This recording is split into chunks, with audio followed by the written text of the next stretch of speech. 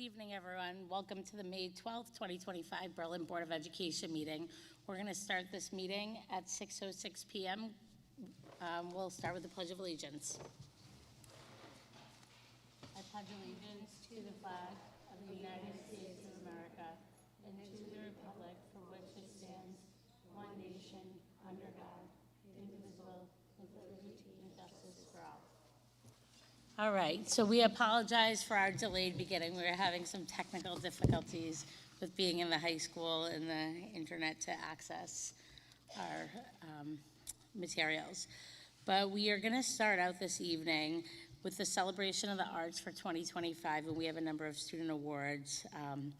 So I will turn it over to the superintendent if you want to say anything before we get up and call up our award recipients. I would like to ask Mr. Tyler Boyle, our K-12 Arts Director, to come forward, please, and share a few words.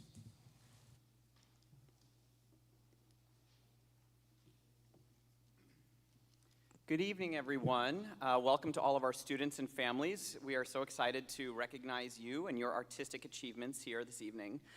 Before we begin with our visual arts program and their awards, I want to highlight two awards that recently came to our fine arts program over the course of the past week.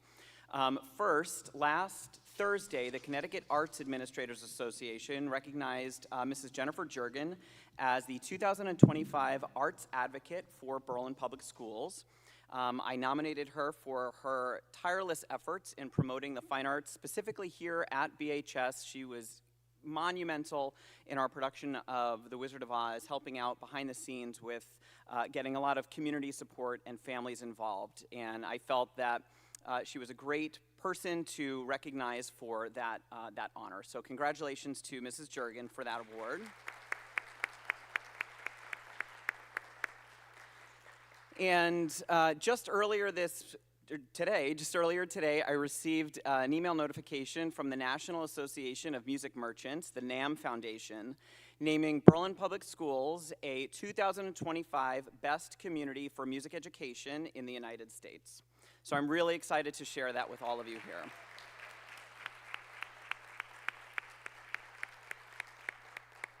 So congratulations to all of our music staff, our music families and students, and Ms. Jurgen as well. And for the real reason we are here this evening, we are so excited to celebrate our Administrator's Choice Awards recipients for our district art exhibition that was held just a few weeks ago at the New Britain Museum of American Art. This year was particularly exciting and particularly special because we were able to see our students' artwork on the actual museum walls. So as you entered the New Britain Museum, you walked through their main gallery space, and you were instantly hit with a beautiful visual display of color and inspiration from our Berlin students, which is really exciting and really special. Our administrators had the opportunity to tour through the space and select their favorite pieces, and so we are so excited to have all of our students here this evening. Before I invite our first administrator up and their student, I'm going to ask that we move along to the next slide. Just to provide some background information. Thank you. Just to provide a little background information for our K-12 Visual Arts program. Our Visual Arts program is rooted in the National Core Arts Standards, and they have a goal of focusing art education on artistic literacy for all learners, which we have also adopted here in Berlin. So this means our curriculum is rooted in the 4 artistic practices that you see at the bottom of create, present, respond, and connect. So our goals here for our visual arts students are students creating art, by generating, organizing, and developing. They'll develop, analyze, and convey meaning. They'll perceive, interpret, and evaluate artistic work, and they will relate artistic ideas and works to personal, community, and cultural contexts. And so the work that you're going to see on display tonight is exemplary because they do all of that and much more. If we'll move to the next slide. The last thing I'll mention before we have our students come on up, over the course of the past year, the K-12 art staff and I have really focused our time on developing our artist statement practices. So when you go to an art gallery and you're looking at a beautiful display, there's often a placard next to it where the artist will provide a little insight into their inspiration, their techniques used. And we do the same thing here in Berlin in our arts classes. So our art teachers work with our students to allow them to, or to guide them through rather, their artist statement, which provides them with the opportunity to identify the techniques they used in their art. It provides them the opportunity to reflect, and also provides them the opportunity to share with the audience their artistic intent. And this is our way here in the visual arts of teaching and reinforcing our Berlin vision of a graduate standards. I'm not going to read all of the bullet points underneath, but you can see that right here in our visual arts programs, we are communicating, collaborating, learning continuously, thinking critically, innovating, and contributing to our school community. So without further ado, I'm going to ask that we move on to our next slide, which I believe is Griswold School. And I will ask Mr. Campbell to come up and join us with his art award recipient.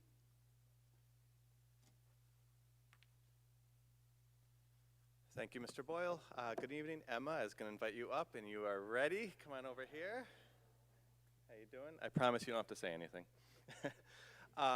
So at the exhibition, I went and chose this art piece by Emma. She titled it Galaxy Planets. It was a glue and chalk pastel, and immediately stuck out to me, one, because I just love space and science and anything to do with all of that area that we don't know too much about, and the colors just really resonated with me. I thought they were cleverly done, and then the way she did the glue and the planets really highlighted that shooting star in there. I thought it was really, really cool. It immediately stuck out to me. I tried finding something else to see if I liked it, and I just couldn't. I kept coming back to this piece. So Emma, really amazing job. Well done. So.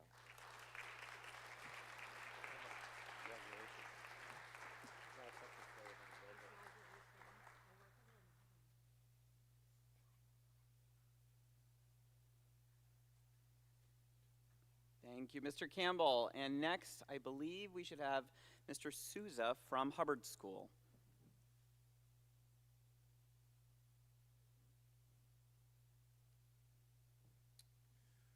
Good evening, everyone, and congratulations to all of our award recipients tonight. Sawyer is right up here, jumped the gun. How about a round of applause for Mr. Sawyer Boudris?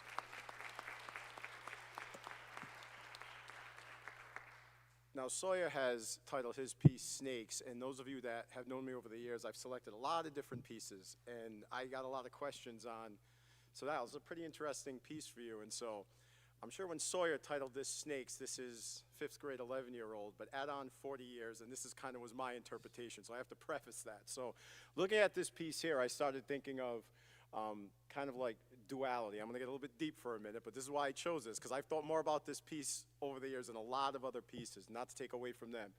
But you look at the light and the dark, and it's a mirror image, and you say, like, one needs the other, you know, kind of to exist. And so then you start thinking about perspective. What are you drawn to, the light or the dark? And then you look, it's the same image, just basically reversed, and I started thinking, like, one person's trash is another person's treasure, and so you can't have, like, ultimate joy without ultimate sorrow. So all these deep kind of things were going on in my head. So I found myself, this is the piece that I have to go with. So Sawyer, I just want to say thank you for, you know, you just saw Snakes, and you made a wonderful piece, but it had me thinking about the last 40 years of duality, implicit and explicit in life. So I appreciate that. Thank you very much.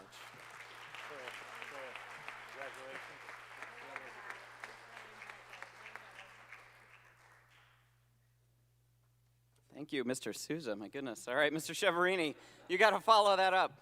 I also want to add that some of our students here this evening might want to offer their own little words of wisdom on their artistic choices as well. So if some of our students feel comfortable doing so, you're more than welcome to do so. All right, Mr. Cheverini. Tough act to follow. I'd like to invite Amelia Castellano up from Willard.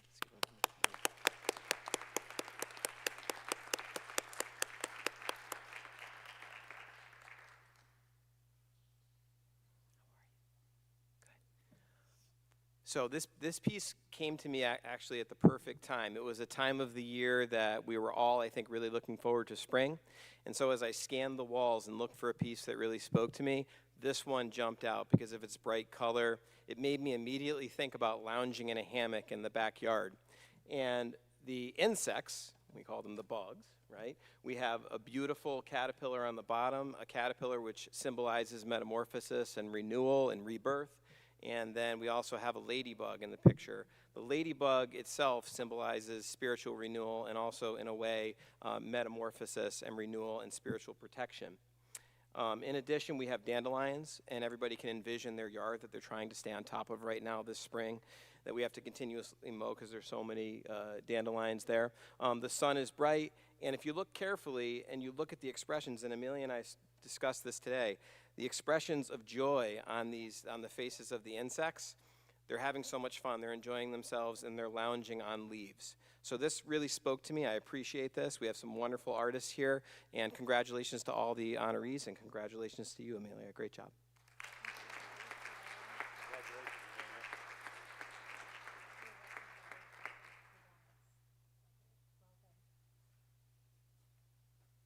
All right, Mr. Sullivan from McGee, and McGee's honoree as well.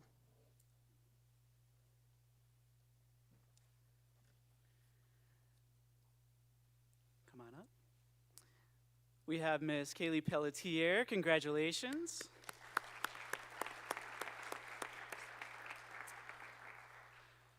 So this piece titled Neuschwanstein Schloss, did I do okay? Okay, I'll take that. Schloss translating to castle. But this showed me two critical skills of any middle school student, which is attention to detail and perseverance. When you see that a piece like this could be made with a tool that was about 1 millimeter thick, it's absolutely amazing.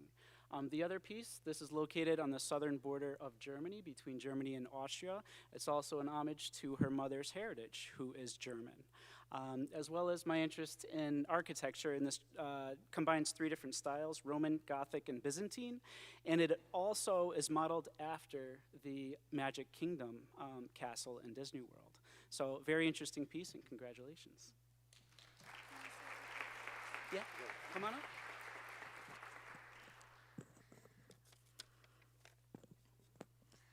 Hi, my name's Kaylee Pelletier, and I represent McGee Middle School, and I'm in 7th grade. My art class was learning about perspective drawing, and I picked the Castle Neuschwanstein in Germany. The reason I drew this was because it's one of my favorite landmarks in like the whole entire world, and in Germany. It's also because I'm German, and it reminds me of my family so much, and it's just like a fantasy land where you can get lost into. Some fun facts about it is that King Ludwig II of Bavaria, which of his symbol of his romantic vision of the ideal of medieval castle, because the town was like a small country farm, so it kind of made a big symbol to the town. It also helped with Walt Disney to make Cinderella's castle. You're probably wondering how I drew it. It was because of a lot of effort with directed study and also the perseverance of my friend. When I was drawing this, I was using pencil and Sharpie, and for the textures, I used scumbling for the bushes to make them really pop out, and for the roof, I used hatching, and for the grass, I used dots. So.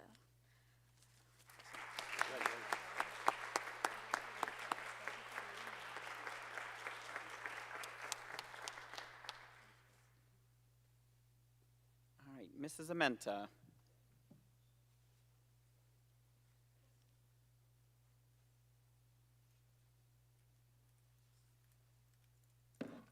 Hello, good evening, everyone. First of all, congratulations to all the students here tonight, and a special recognition to our art teachers in the audience. I see mine here, Ms. Galasso and Mrs. Miller in the back, so thank you for all you do.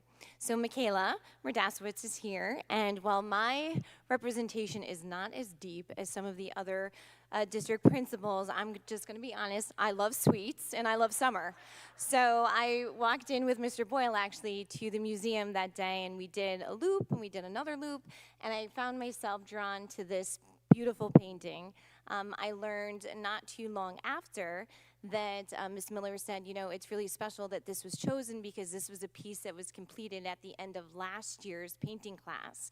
And not often students who take the semester 2 courses are recognized in the district art show because their pieces are completed afterwards. So by chance, Michaela, this piece was speaking to me, and the contrast of the colors, along with one of my favorite desserts, strawberry shortcake, I believe, will look so nice and tempt me every day while it's outside of my office as I enter each morning. So congratulations, this is a beautiful piece. Would you like to speak? Do you want to say anything?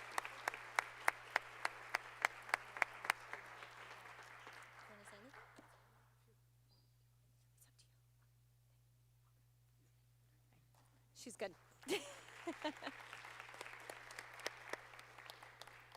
Our next recipient, since we offer so many art classes at the high school, is Lila Fowler. So come on up, Lila.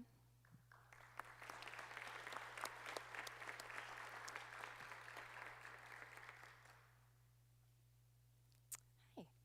So this piece, titled Howl, was one of our 3D selections. If you were able to attend the art museum and see the setup, we had all of the beautiful paintings and portraits on the wall set up surrounding the space, but on the center tables you saw some of our 3D images and sculptures.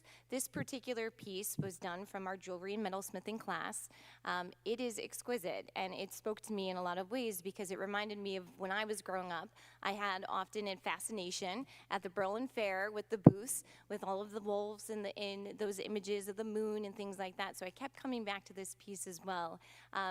Coincidentally, in speaking with Lila and her mom afterwards, they shared that Lila has also had a fascination and has been drawn to creations of wolves her whole life. So I thought that was a special connection. So excellent job. I know the steps involved in jewelry and metalsmithing are not simple. It takes lots of time to perfect. So if you take a look at that piece, some of the details takes weeks upon weeks just to curate and get that final product. So outstanding job, Lila.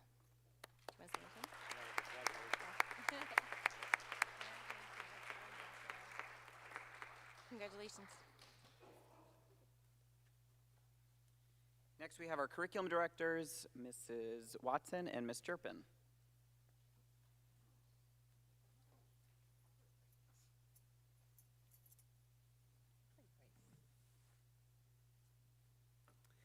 So anytime I go into a museum, I always look to see what pieces I connect with.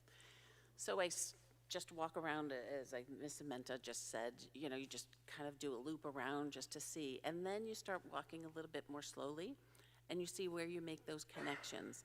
And this was a piece that I really connected with. It was as you look at it, you can see the dimension that the artist just pulled right in to the drawing, and it made me happy. And I think at that point in time, I really needed a little connection with that happiness in my life.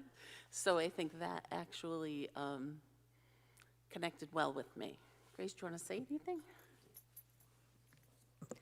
Hello, my name is Grace Alger, and I would like to thank Mrs. Jerpin for choosing my piece, A Day in the Garden. This piece was done in my Painting One class for a class assignment. I chose to paint the pink flowers for this piece because I liked the contrast of the pink petals to the green leaves and the small, white, detailed flowers that were hidden inside of it. My favorite part of this artwork is the flower at the top of the painting because I feel there's a lot of emphasis on it, as I tried my best to combine complementary colors to create emphasis on the petal shadows. While creating this artwork, I learned many different skills. First, I learned how to use liquid frisket, which is a masking fluid that you can paint over and then easily peel off to protect your painting from the background. To add on, I learned how to use a graduated wash, which is a mix of water and paint to create a transparent background to have a smooth and even blue color throughout. Lastly, I learned how to use skills such as the rule of thirds and overlapping to add more composition and focal points to my piece. Finally, thank you again, Mrs. Jerpin, for choosing me to receive this award.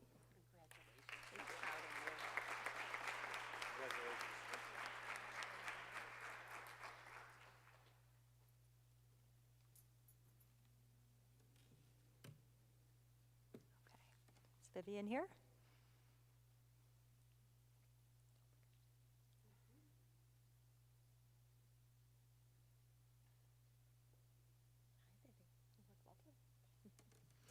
All right, so Vivian created a piece called Sunrise Over the River.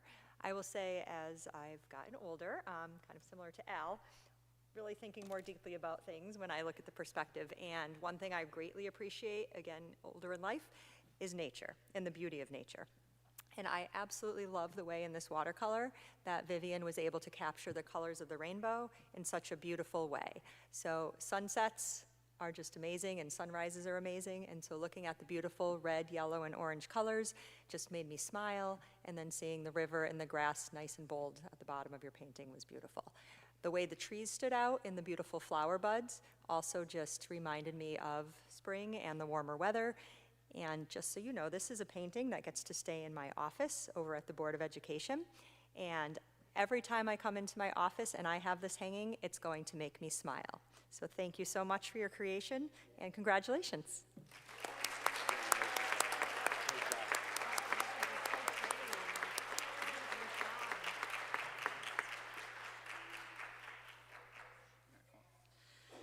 All right, so before we have our last award winner, I do want to thank again all of our families and our students and congratulate you. On your way out this evening, many of our pieces that you've seen in large picture on our screen here are right in live and living color in the back of the auditorium, so you can pass by and see all of the fine detail and craftsmanship on your way out. And as Ms. Watson said, all of these pieces will be hung in their respective buildings throughout the course of next year. So whenever you walk into one of our school buildings, you will see, or our Board of Education office, you will see your piece hanging in our buildings. All right, and finally, Mr. Benigni. Before I announce the award winner that I selected, I just want to have, if I could have all the art teachers stand up for a moment, and we can thank them for their work. Obviously, the work of the students doesn't come without the hard work of the teachers. Thank you all for being here this evening. And a special thank you to Mr. Boyle for coordinating everything. I think the art show is a great piece for the Berlin Public Schools. It's a great place to showcase our students' work. This year was in a different location, but I think it worked out very well. And as I was, all the administrators go and view the artwork prior to the show. And as I was there viewing the artwork, there were people touring the museum looking at the artwork. And some of the comments made, wow, I can't believe a fourth grader made that? That's pretty good for a seventh grader. And these are just people admiring, you know, these great works of art, but they took the time to see the work of the Berlin Public Schools, so I thought it was a wonderful show. With that being said, thank you, Aurora, for your piece of artwork.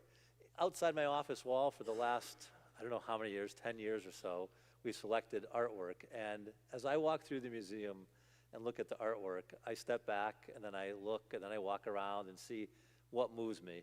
And there's years where I pick it's an animal, there's years it's a landscape, there's years that it's a pile of fruit. But as I kept walking back that day, I kept being drawn to your artwork, Aurora. And I think the part that really drew me was just how much fun you can have sitting there with a bunch of markers and pens and things and thinking about a student or myself even just have an opportunity just to pick up those markers and wanting to draw something. The realism, the shadowing, those effects just kept drawing me back to it. So I want to thank you for the realism that you put into the artwork, and it just happened to move me that day. So thank you, Aurora.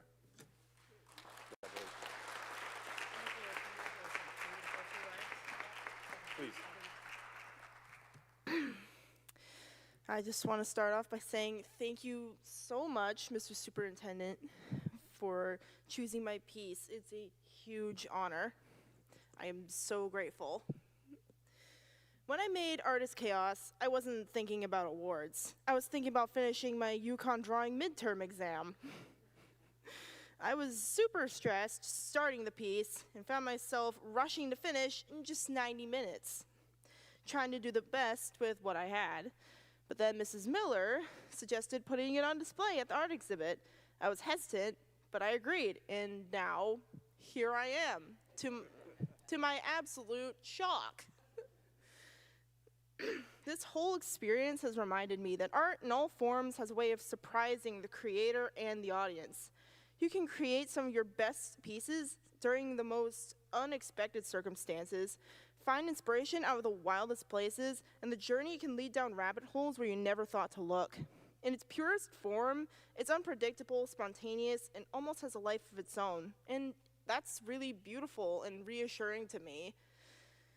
It's part of the reason why creativity and art have been my heart and soul for as long as I can remember.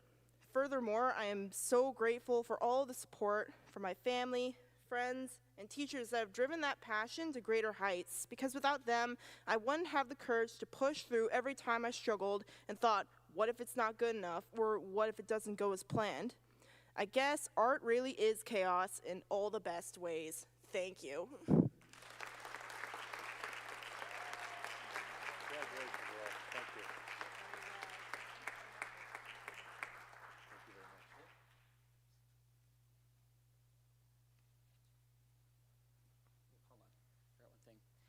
And while our district art show was a few weeks ago, we still have a few more upcoming art shows across the district. So I do hope you'll join us here at BHS this week, at Griswold, Hubbard, and Willard over the course of the next several weeks as well as we wrap up this school year.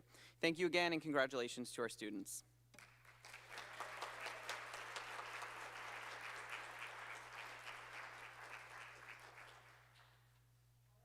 So much. I love seeing the art, and I like seeing it in the back as well.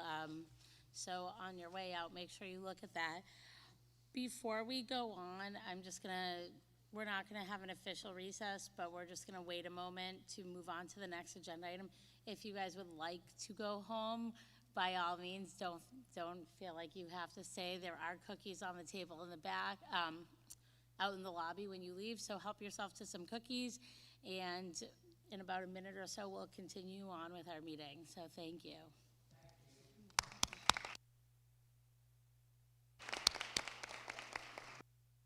Are we good? Okay. All right, so we're gonna move on to report of board members. Are there any board members that have anything that they would like to report since the last meeting? Anything that they've attended or went to, or anything positive? So I attended the teacher appreciation, just helping set up a lunch very briefly. But what I wanted to report last week and totally forgot, or the last meeting, was that the Speak Your Mind Challenge has been going around. And my children saw the principal from Anna Reynolds get nominated. So they got the bright idea to nominate some staff over at Willard. Mrs. Salino was one, Mr. Cheverini, Mr. Chef, Mrs. Arose were all nominated. I think that's it. So far, Mr. Cheverini took it like a champ. I think within 24 hours we got that. Mrs. Arose also, she did it. We're still waiting for Mrs. Selena and Mr. Chef, but I'm confident they will do it. So that was really fun. I just wanted to add that. Thank you for your participation. We appreciate you. Thank you. Does anyone else have anything they would like to report? Okay, moving on to the report of student representatives. All right, so to begin, this past weekend, Berlin High senior class enjoyed their final high school prom at the Farmington Polo Club. Students enjoyed a magical night, making some of their final high school memories. Thank you to the senior class officers, class advisors, and everyone else involved in making this night possible. After school on this coming Friday, BHS's senior student athletes who will be going on to play a sport in college can be recognized at the college athlete send-off ceremony. Congratulations to every upcoming student athlete, and a big thanks to the coaches as well. Next, on Sunday, May 18th, students and families are invited to participate in Chase's Ride. This ride is in support of the Chase Anderson Memorial Scholarship. Whether riding or walking, this is a great opportunity for Berlin families to come together for not only a day of fun, but supporting the legacy of former BHS student Chase Anderson. On May 28th, BHS will be hosting an awards night for academic and scholastic achievements. BHS has a vibrant student body that has achieved great things, and it is an honor for these students to receive awards for their excellence. For the past week, along with for the next week, bells at Berlin High School will remain off. Why? Well, for AP testing. The B gym is filled with folding tables and chairs where students are taking a variety of AP tests. With Berlin High's wide assortment of AP classes, students will be busy for the next week of testing to receive national credit for their hard work. Good luck. On Thursday, May 15th, there will be a special breakfast held during school to celebrate the students who have earned their seal of biliteracy. This event recognizes their hard work and achievement in becoming proficient in 2 or more languages. Congratulations to all the recipients. And we have 2 additional items on our list that we do not have on the slideshow. But On Thursday, May 15th, the BHS Unified Theater Group will be performing their student-written production, Night in New York City, in the BHS Auditorium at 6 p.m. All are welcome to attend this event, and admissions are free for everyone attending. And along with this, we are excited to announce that our second semester capstone seniors will be presenting on May 20th, and they will be presenting their passions to Berlin families and the Berlin community, so we're very proud of them. And that is all we have for tonight. Thank you. Anyone have any questions for them?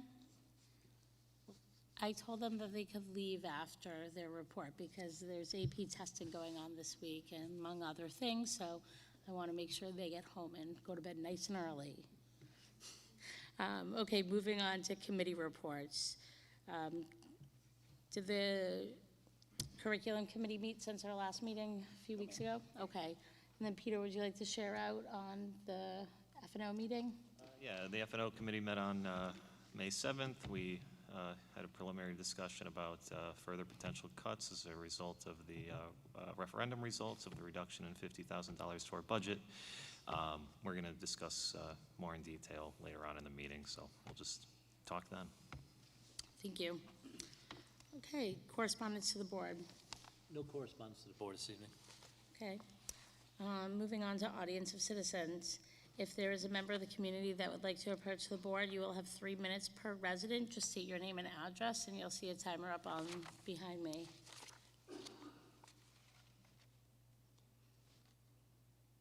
Okay, nobody? Sounds good.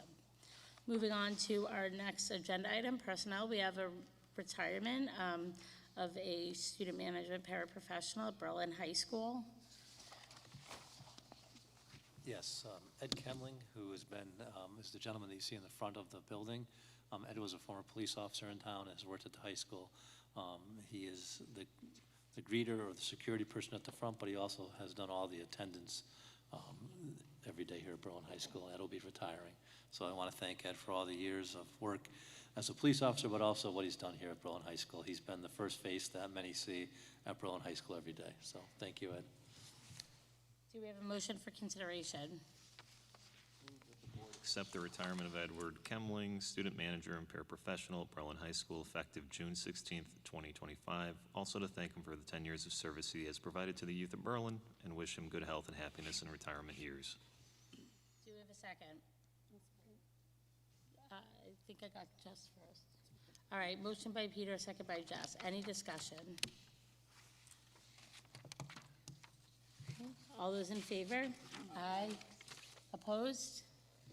Vote is 7. Did Vanessa vote? Peter, can, or someone check in and see if Vanessa voted? You there, Vanessa? Aye, I heard you. All right, is that are you voting in favor? Is that aye? Yes. Okay, we can hear you. Okay, the vote carries 8-0. Okay, moving on to our consent agenda.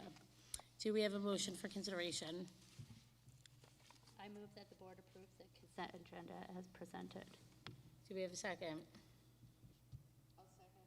So the motion by Melissa, second by Jen. Any discussion? Okay, hearing none. All those in favor? Aye. Opposed? Did Vanessa vote? I can't. Okay, can, She should vote here. Vanessa, did you vote on that? Aye. okay. Thank you, Vanessa. So the vote carries 8-0. All right, we are going to just swap 2 things under our new business. We're going to go to the K2 technology presentation first, and then we'll do the Berlin High floor investigation report. We have a lot of our K2 staff here this evening, and they probably want to get home too, so they probably don't want to be here all night. We want to be mindful of their time. So I am going to turn it over to the superintendent to talk a little bit more about this. Yes, I'm going to ask Lori Jerpin, one of our directors of curriculum, to come to the microphone and to introduce the group and share a little bit about the K2 technology curriculum that goes on. So we were asked by some members of the Board of Education to share about how technology is used in our classrooms. So we have 3 of our elementary tech integration specialists, Elijah Clapp, Michelle Hannon, and Denise Durante. And we also have 3 K2 teachers, Meg Souza, Allie Dunn, and Carly Kos. And so they're here to put this together. We also have Rachel Rice, who's here, and she's the supervisor of the library media and tech integration specialist.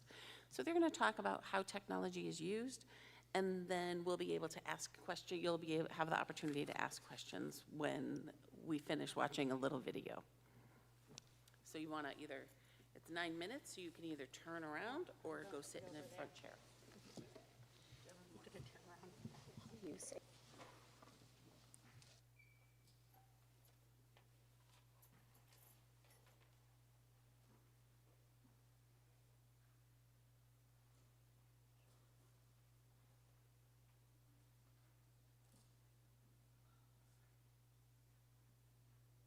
Welcome to iPad and technology use in grades K through 2 at Berlin Elementary Schools. Berlin students in grades K, 1, and 2 use a reading app called Lexia for individualized immediate feedback.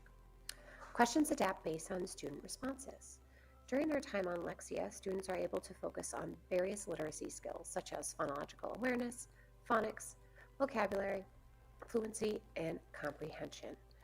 While students are working on these individual skills, data is collected. Teachers use this information to create small groups, make personalized instruction, and create interventions for students. Teachers also utilize the iPads to administer the DIBELS testing, which is a state-mandated assessment for students. The clips you are watching show what a typical reading block looks like for students in kindergarten. Those not working on Lexia work with a teacher or work at a different literacy station, hands-on, without an iPad. The math block looks similar, with students working on Dreambox and those not working with a teacher or at math groups. Students may also use their iPad to complete research using our database called PebbleGo, where students can look up nonfiction resources and complete whatever research they need.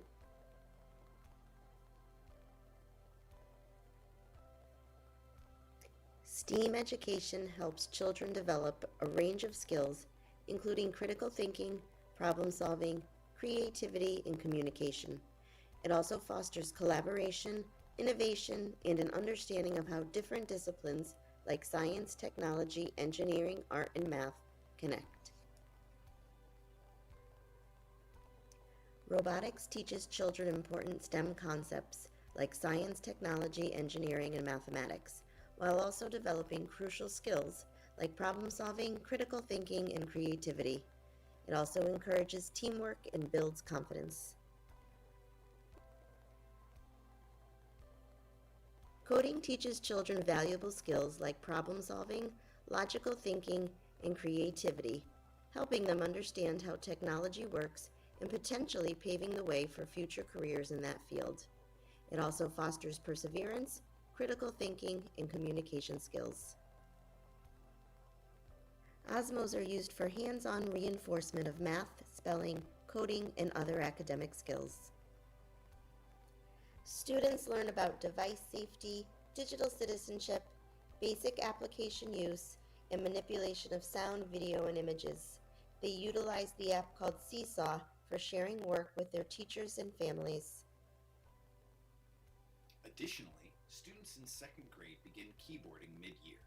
This helps them with proper homeroom and placement for efficient typing, which is an essential skill when taking the state-mandated Smarter Balanced Assessment in 3rd grade and beyond on Chromebooks.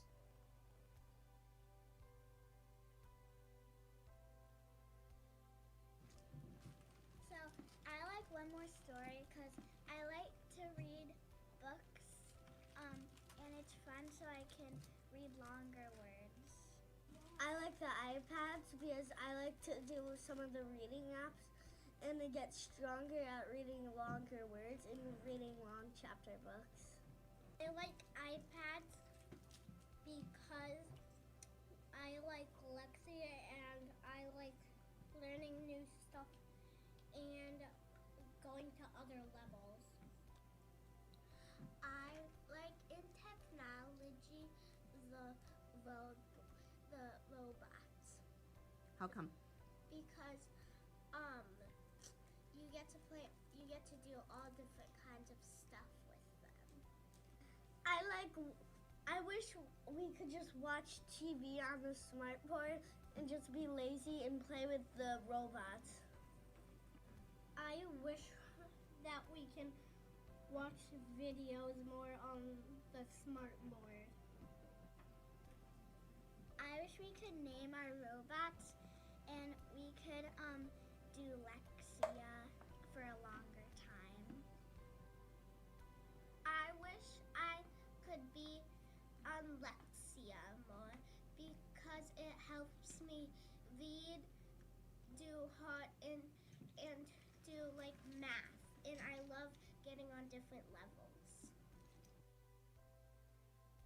Students use the apps named My Story and Book Creator to create their own electronic books. They then share them with families through Seesaw. They learn how to record audio, add images, and make their own artwork in these books.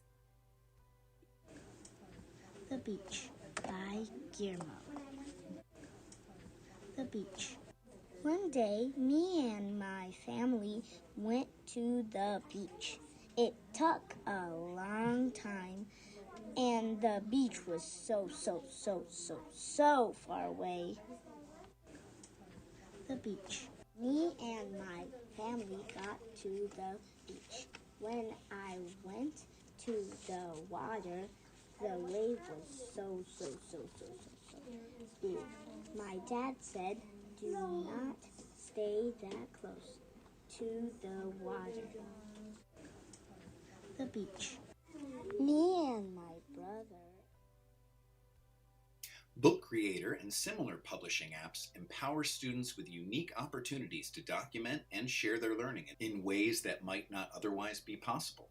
With Book Creator, students can capture scientific observations and collect data using photos, audio recordings, and written notes, fostering deeper engagement and creativity. And they put it and they put it I see cool telltales and no caterpillars and no chrysalis is. It's hard to see them, but they're all there's some but some is.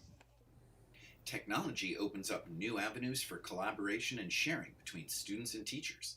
After putting effort into writing a book, students can present their work to the entire class and even practice giving constructive, positive feedback to their peers. Owls can hear better than humans. Get ready to learn all about owls. Owls look like. Owls are raptors. Raptors are a bird of prey. Owls.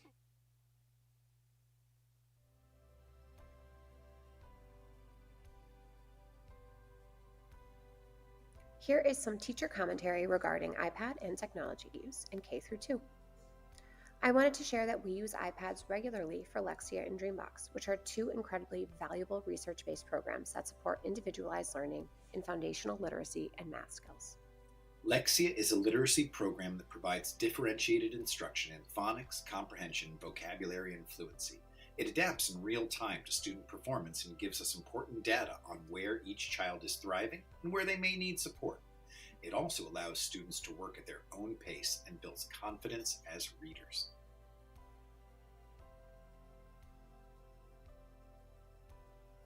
Dreambox is an adaptive math program that adjusts in real time to students' needs, providing lessons tailored to their skill level. It helps build conceptual understanding and fluency through interactive, engaging activities that align with Berlin's curriculum. Beyond Lexia and Dreambox, the iPads are also used for digital storytelling, research projects, interactive read-aloud responses, creation of visual models in math, and so many other incredible learning tools that enhance student engagement and ownership of their learning. As a grade 3 teacher who has previously taught grades 1 and 2, I wanted to share that if students did not have the experience of accessing applications, databases, and other technology prior to 3rd grade, it would be a huge detriment to their success. It would be like putting a child on a bicycle without having the training wheels on first. They are engaging in different manners with immediate feedback and pictorial representations that a teacher cannot do in a whole class setting. Applications and technology allow for that personalization.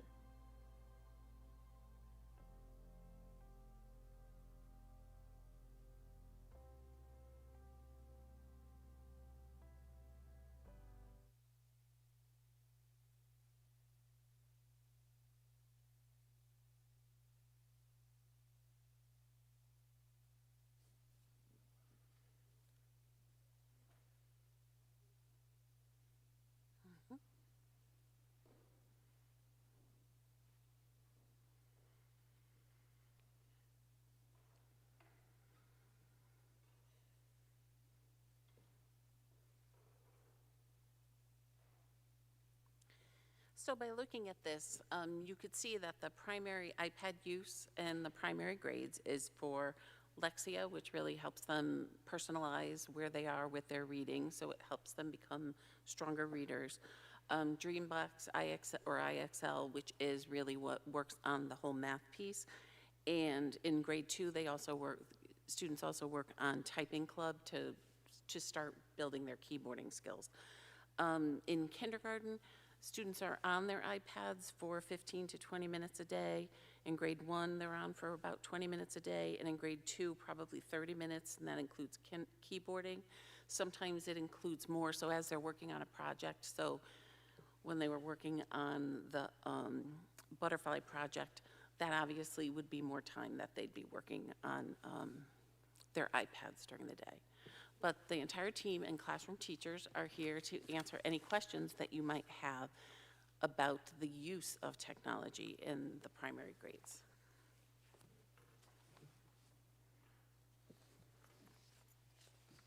So since there is no motion, we can just open it up to board discussion. You guys can ask whatever questions, and then Lori can call people up however you see fit to help answer. What questions do you guys have? Board members? I'll start the conversation. So I brought this up during the budget season, which kind of got the wheels moving a little bit. And then as you added some information about the daily use of this technology, we are all aware as we have technology right in front of us, we have our cell phones, close to our sides. My concern is with the younger kids, specifically we're focusing, K through 2, more so with the kindergarten, as I love the honesty of our students who said that they wish they could watch more TV and so on, because this technology does have an addiction to it and they get excited. Even in an art classroom and it's a brand new crayon box, there's crayons that still color, but as soon as they see that box, they're like, ooh, something shiny, something new. And I feel like that is how this ed technology is happening. I can see obviously the benefits, and the skills that it helps the kids. It's obviously a great resource for the teachers. I'm just, like I said, my concern would be the addiction and the dopamine, the quick response that the kids have, which is affecting their attention in the classroom. So I guess how that's being balanced or that's being addressed, or if it even Sure. is coming. So up. we spent a lot of time this year talking exactly about that. Many of us were part of a book club called Anxious Generation. Yep. And we read the book. I know the board had a copy of the book. The town was also involved in it. There were lots of different activities even for families to do at home to involve play instead of getting kids on devices. When we look at the time that kids are on devices, it's really not the time that I think some people think that they're on devices. I think that the time that the students are on devices is really to help with that personalization of student learning. So for example, Mrs. Souza has these kids in her class. She's in kindergarten. She has readers and she has non-readers. And so Lexia allows her to address both of those by quickly assessing kids and then being able to put them into a program that will allow for them to learn. I don't know if anyone wants to talk further about that piece, maybe Elijah, because I know you were part of that as well. You want to come up?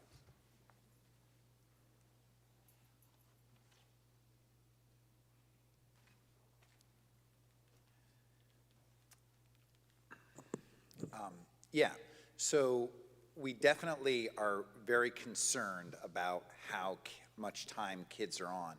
At the same time, the devices lend us the ability to do some things that we just can't do otherwise.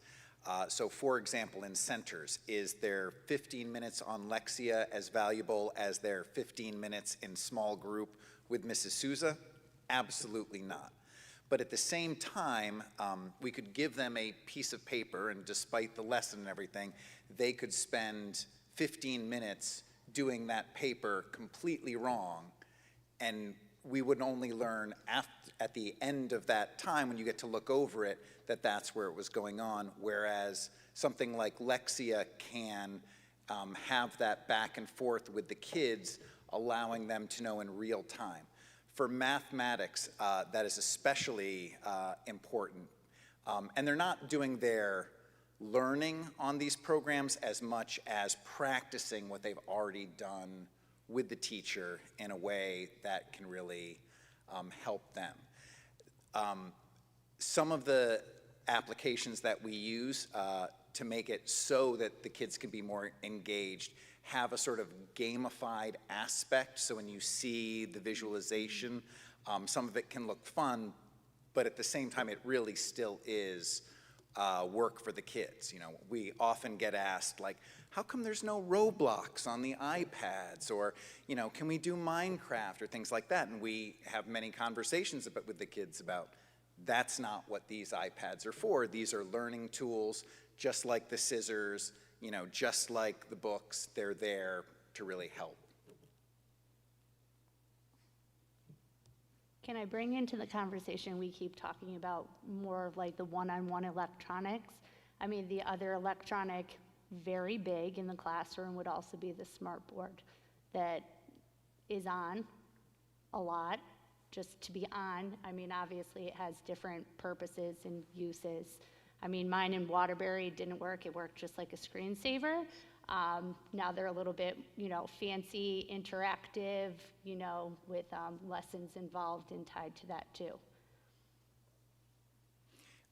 Yes, so in a way, the smart boards, while there is some give and take with the students going up and using the smart boards, particularly in the small math groups, or excuse me, in the mini lesson when they're talking about the number talks and things like that. One thing that the smart boards I found really do allow us to do is, as a teacher, you can prep everything that would go up on the board in advance. So when you're there with the kids, you're actually getting more time because you don't have to wipe the whole board, now write the new stuff up while the kids are waiting. During the day, there are sometimes like, you know, as a screensaver or something up there. I know a lot of our teachers like to play calming music with sort of a very basic visual up there just to help set the mood, especially during independent reading. But, you know, as you heard from the kids, they would love to just sit there and watch movies and sit on the carpet for a time. But again, that's not really what it's being used for in the room. The closest thing would be brain breaks, which happen every so often, especially with our younger kids, just to get them up and moving, and it helps coordinate the whole piece to it. But I would say that's about it in terms of how the smart boards are being used in that aspect. But from a teacher perspective, in terms of being able to plan out and have everything ready to go, I mean, in my career, that was a huge game changer, so. I just have a question.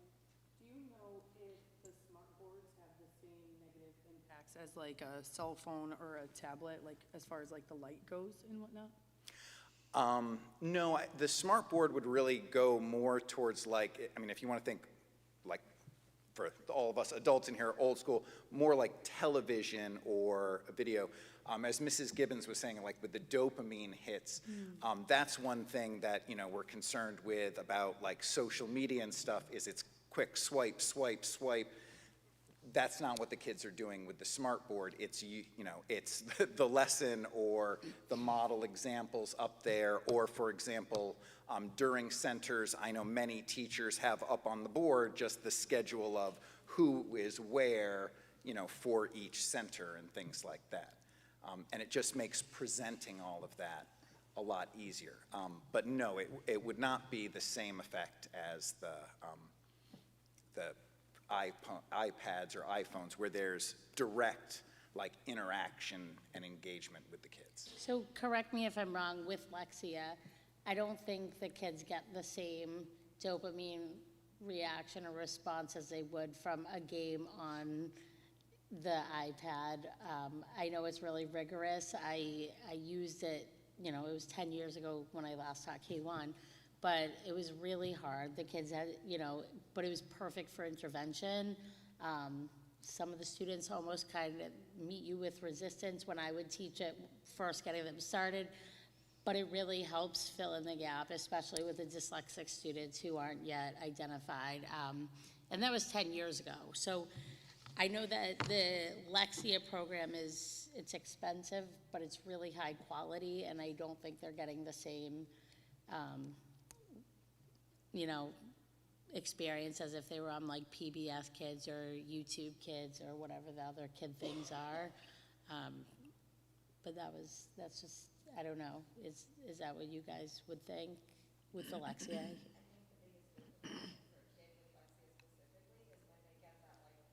Yes, when they move up. Yeah. Yeah, I would do that too. But they have to work really hard for it. Yeah. I guess as far as technology goes also, a lot of times when kids are either opted out of something or for whatever reason they're not doing something, a device is usually the go-to. I personally have requested that my children don't sit on a device because there's a lot of other things that they could do that are far more beneficial to their development than sitting on a device for however long. And I do have to say that Willard, Tim, and Danielle have been amazing with taking care of that request, and I'm very happy about it, and so are my children, so thank you. Would anyone else like to add questions or comments, or Gina? That because you find it to be so successful and it's working so well for yourselves and the students, what would be the case that maybe the kids would spend more time on the devices because, it's working well and maybe we can implement this and we can implement that. That's what I get concerned about, is when something is good, then, we want more of it. We think let's create or let's invest in another program. So I don't know, I just see kids not utilizing the same skills that they once did. When the kids had the headsets on, how long would you say they're with the headsets, and they're just by themselves in the computer? I mean, they can't hear the other students, they're just doing their own thing, right? Is that safe to say? Yeah, well, first of all, they're certainly not noise-canceling headphones, so the kids are Right, definitely okay, aware of But my point is the they're other not kids engaging. around them. They're Yeah. not engaging with the other students, and I'm not saying that they don't engage. Mhm. I know that you have time slots for each activity, but I guess I just worry that this will be the norm instead of the exception. I think don't know. what's exciting to see is that it's not just reliant on technology, right? So in that kindergarten class that was in there, you saw one group that was working on iPads, and the rest were working on things that required paper, pencil, crayons, Right, they were scissors, separate.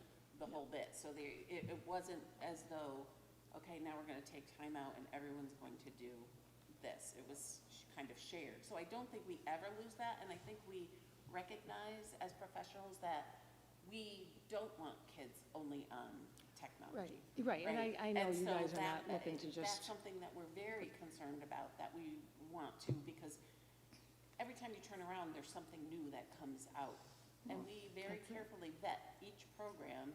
I mean, these are the people that really look at it and say, is this going to be something that's going to enhance student learning, or is it not? And so, and some of these things have been around, for a long time, like Pebble Go, to be able to listen to a story if you're not able to read yet, right? So those types of things have been around for a while, but other things are relatively new to Berlin. So Lexia has been just in the past few years that we started doing that, and it's really helped with the phonics instruction that goes along with the whole group. So they still have whole group phonics instruction, as Mr. Clapp, I think it was, said, we're not teaching using the computer, we're practicing using the computer, and so that's where that piece comes in. And how do you, Time allocation at K1 and 2, the students. Can you share a time allocation of how much time students are actually on a device at each grade level approximately daily? Yeah, so kindergarten's around 15 or 20 minutes a day. Grade 1 is around 20 minutes, and grade 2 is around 30 minutes, and that includes the keyboarding practice that the students do. And then there's also, if there are projects happening, it might be more that during that 3-week period of time that kids are doing that, but it's not excessive. And if I could add one other thing, Denise, Michelle, and I have really looked at how our positions have changed over the last couple of years. And one thing that we have all collectively moved towards is the time when we're in with the kids, we're doing a lot more lessons that don't touch the technology, because we're seeing, along with the classroom teachers, the sort of loss of some of those skills that kids would have been doing at home in the past, like crafts and cutting and using tape and scissors and things like that. So we do a lot more STEAM activities now than we did, say, 5 years ago, to help bring up those skills with the kids a lot more. So with kindergarten, just last week, we were building boats out of aluminum foil and seeing how many pennies they could hold before they sank, and then looking at what shapes were able to hold more pennies and why. And the only time that technology came into that lesson was we did a read aloud, and I was able to put the book up on the smartboard so that all of the kids could easily see the pictures rather than me just holding up the book. But so we do a lot more of those lessons now, because we're finding that some of those skills that a lot of families used to do at home, we're not seeing it. So we are really trying to acknowledge the sort of changing landscape that how technology is affecting these kids and where we can support them.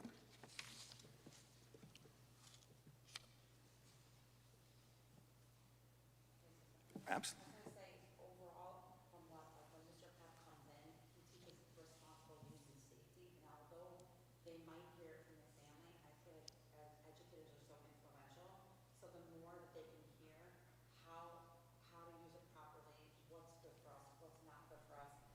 That's super important. He goes over it throughout the whole year, which I love, because it's not just like a one and done, like introductory, how to carry an iPad, but it's really like he'll go over a whole lesson on what it can do to us, and using the example of being on it too long and what's appropriate, what's not appropriate. So I feel like those pieces are covered really well. Like you said, 15 minutes a day. It's not like some days we don't use it at all. Some days we're not even using it all at center.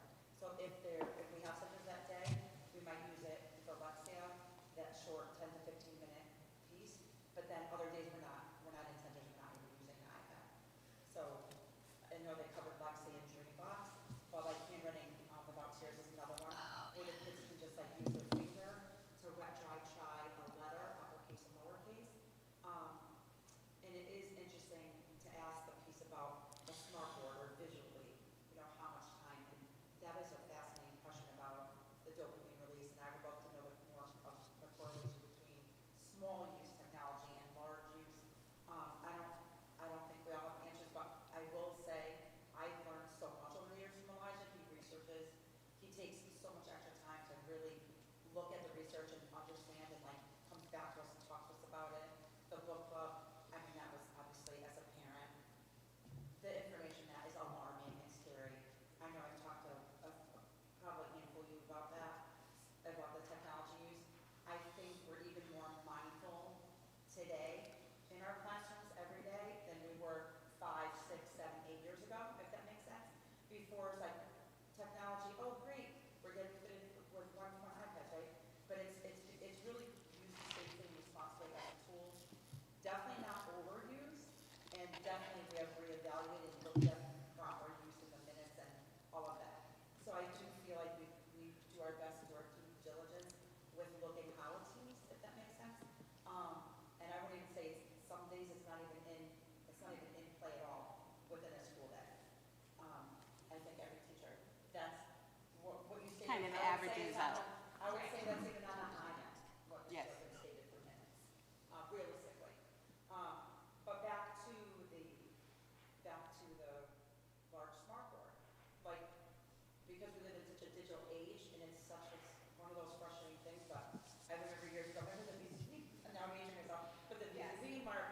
Yes. I'd have to erase and then color in and use another marker and color in. And it would take, 45 minutes for these kindergarten first graders sitting there waiting for you to like change a graph, literally, for example. But everything that would go on chart paper does visually sometimes go in a slide or part of a lesson or part of a mini lesson. I use a document camera and it helps. Yeah, interject, absolutely. For the smartboard aspect of it, one of the coolest things for me to see as a classroom teacher is when a student says, can I come up and point? Or can I come up and circle and share my thinking with the rest of the class? They've honed in that confidence to stand up in front of their peers and take a risk and like visually represent what they're doing. Again, like I just, I use my smartboard more as like dominant campus. But it's more like that document where you can display something, right? If you want them to do a worksheet, instead of holding it up and like pointing to these, font tall directions, everybody can see. The kids can interact with it by writing on the smartboard. I like to let them use colored pens, so there's no power like a second grader with a flare pen in their hand. And they'll write with that purple blue pen on the backhand, and like their friends are helping them. They're like, oh, you need a VR blend at the beginning, and very interactive. And Melissa, I'm just thinking back to like your shiny new school supply situation. I love the shiny new school supply.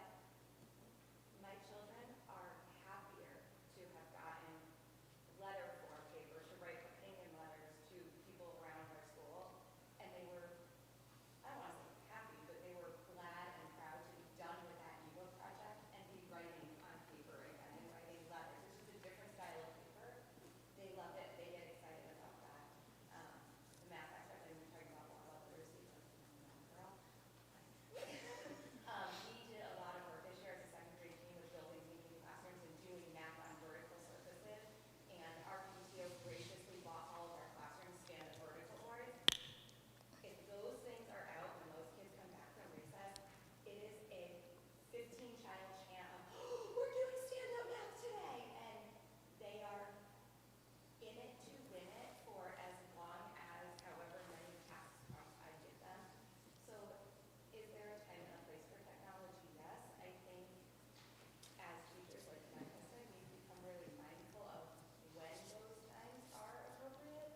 I had a student this year join my classroom late who had very, very, very beginning minimal reading skills. Lexia and IXL were a godsend to me at the beginning of the year when we were trying to figure out how best to help that child because she was such an outlier that I was able to give her things that she was able to access and feel successful with and learn and grow. And the progress she's made this year has shown because she's been given that individualized instruction that I couldn't fully give to her in the classroom. So I think I see where you're all coming from, but I think also as teachers we've become very mindful of that. I want to say, I think the one thing that you hit on is hitting them when they're young with responsible use of technology. And my kids went through school at a time when I don't think we knew what we were working with. And I think that's not good for them. There's a whole generation that I think got put into that position. So where technology, they've made a lot of mistakes. And we'll be curious to see what the next 10 to 15 years does if we do this responsibly. And I like hearing that they're not all, I mean, with the exception of the one young man there, which I get, I think it's a good thing. You've got to introduce it to them. It's part of life now, whether we like it or not. And before too long, this too is going to be outdated. So. And I will say to the Legends credit, when we were doing those ebook projects, we did like an all about the author page at the end, and I was like, hi, my name is Allie Dunn. I wrote that out, and I was like, hi, my name is Allie Dunn. I am blank years old. They're like, you can't share that information. Can you just use a microphone so they can hear you on the recording? Yeah, sorry. Keep going. Can you repeat everything? No, you just pick up where you left off. You're fine. So when we were working on the ebook project, we did an all about the author page at the end, and I was telling them to write, their name, how old they were, and they stopped me and they said, Ms. Dunn, that's part of our private information. We shouldn't write that in our ebooks. And I was like, oh my God, you're totally right. Thank you for stopping me and telling me that. So we chose, I wrote about my topic because the things I like to do outside of school are, X, Y, and Z. So they've become very mindful about how to be safe with it, what to do with it if something unexpected does happen, they close it, they bring it over to you. In second grade, 9 times out of 10, it's not something that is inappropriate, just they're startled by it. But, to the tech team and their curriculum, they've done a really great job. Do you engage with the parents as well to help them reinforce responsible use of technology in any way? Yeah. It's only so much you can do, I understand Current parents that, and but- former parents probably know, I send Seesaw messages a lot of the times of here are the things Mr. Clapp is working on, here are the things we're doing in the classroom, all sorts of that stuff. So, yeah. They see the stuff go home on Seesaw also, so.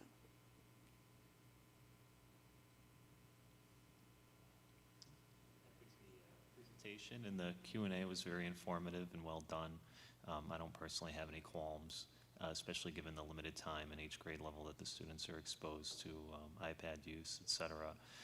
I think that a lot of this technology use, parents also have to be advised of it, and home use is a large part of it, just like any other habit. I think moving forward, the technology use is going to be more scrutinized, and hopefully will be treated as a broader health issue, for lack of a better word, and the community and parents will be more involved in that moving forward. But I think that, I entrust all of you as professionals, and you're using the tools appropriately. So thank you. Thank you. One last point that Ms. Petra brought up is, I guess, in regard to parents who may want to opt their children out of technology use, such as, when you go into breakout sessions or what have you. Do we have a policy on that? Is that a policy we should look into so it's standardized, so on and so forth? Brian, do you want to speak to that? We don't currently have a policy as such, but can you just be a little clear about what you're asking about the breakout? What I'm asking is, well, I mean, you could probably speak on it better, but what I'm asking is, if they're, for instance, I have friends who live in upstate New York, and they did not want their kids using iPads in schools. They did not have a policy on it, right? The superintendent and district and so on and so forth. Well, my point is if the parent does not want the child using, participating in, iPad or technology use, when I refer to the breakout sessions, I'm saying is that when the students break out, they're working in a small group with the teacher, or they're on the iPad using Lexia. The parent may say, I don't want my child using this iPad in that way, or what have you. I don't know if this will be a rising issue that keeps cropping up, or if we should prepare ourselves for how to mitigate that. I know there are some things that you can't really avoid. I mean, you're going to want the student to use Lexia for an initial assessment. You have your standardized testing in third grade and so on and so forth. I'm just asking if it's something that we should potentially investigate moving forward. At this time, our policy, the only two opt-outs that parents have is dissection and sex education. So those are the only two that parents have a legal right to opt out of. Everything else to the curriculum, it's really up to the school district to determine to allow a student to opt out or not. But I think that Jess's point is, what we don't want is a student that's opting out to saying, here's your iPad, here's 2 hours on the iPad, just go and work out. So whether we need a policy or a regulation or a practice that we don't do that, I don't think that's done all the time. But there may be a time if a student is opting out for 40 minutes or 30 minutes that there's some activity on the iPad. So I think that there's, I'm sure I encourage most administrators to work with a parent to say, we're not going to have you on this iPad, and we're not going to do that with students, just to give them the iPad as the only tool they're working with, or the Chromebook, or something of that nature. But, and I can see in the other vein that students, as you saw in the video, are excited about Lexia to say that they have extra time to move up different levels. They may want to be on the iPad for an extended time, because I can get 2 more levels if I have 25 minutes or a half hour on the iPad. So I think there's a fine balance between, what students want as, not just to watch a video either, and what's also building their skills. So we could look at a policy. I can look to see if other districts have something like that. But I think more or less, if we believe that shouldn't becomes a practice, that we're not just giving students a tool to work for an extended period of time. So we have a bottom line technology document that talks about, and we renamed it, and I don't remember what the new name is, but we have a bottom line technology document, and we talked about putting putting time limits in there to kind of remind people of what the expectation is, because we don't want them to go over, right? Because you're a brand new teacher, you want to make sure that you are staying within that allotted time and not thinking that more is better, right? Because you don't have the experience as a veteran teacher.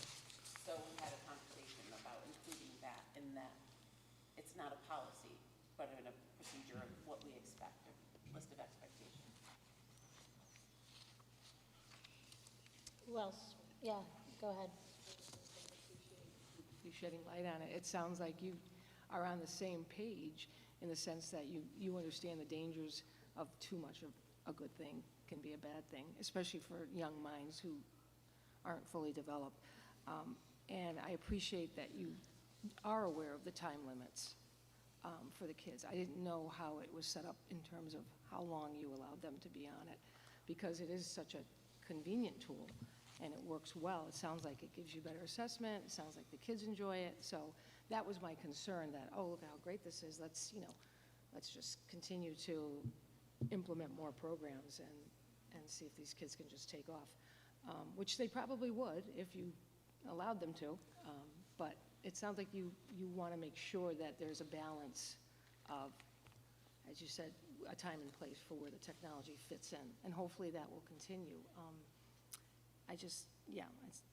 You all sound like you care about the kids enough to not just let them sit there and be on And the. thank you for hearing that, because that truly is what we try to do. I know, and I know that you have good it's easy to make it intention. It's something just scary. Because it is scary, right? When you think about using iPads all of the time and, oh, my kid's coming in and that's all they're gonna use. And so we totally get that. Like I said, Anxious Generation was all over everything we were doing at the beginning of the school year, this year. You just don't And want to so lose them, we you totally know? understand it, but we also appreciate that you're hearing that we really do try to Yeah, strike a I balance. definitely hear that. I appreciate it. So, Thank you. thank you, Gina. I guess, at this point, I just want to hear from the board members just to see if you guys think we should just continue this conversation and look at sample policies and continue discussing it, or you've received all the information, like you're kind of go with it, move on. Just so, I think this is probably a good time to segue, wrap this up, segue into our next topic. So if everyone's just fine telling me it's not an official vote, I'm just trying to gather information of, are we putting this on the next agenda? Is everyone satisfied, or do we need more discussion? And I'm okay to do either. I just want to hear from you guys. So Jen?